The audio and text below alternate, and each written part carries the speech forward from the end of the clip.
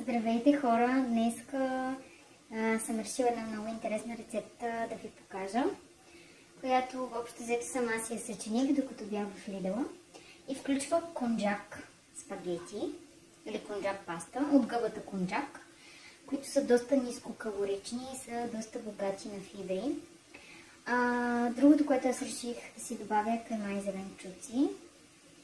И след това ще ги смеша и също така ще добавя бамбук от консерва, соев сос и сладко-кисел сос накрая, но нека да ви покажа как протича рецептата.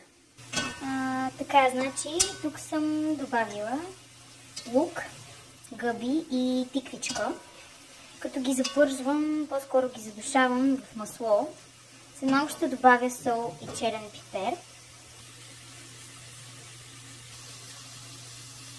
200 грама кайма смес.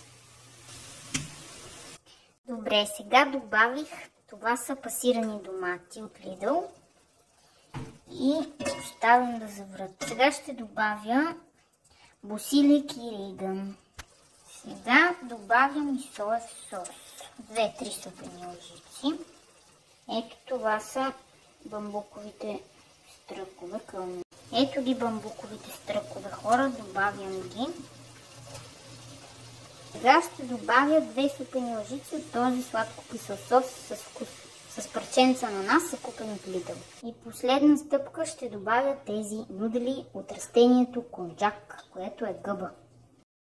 Накрая оставям спагети да се задушат още с останалите зеленчуци. Може да добавите още една супена лъжица със сладко-кисел сос. Бон апетит!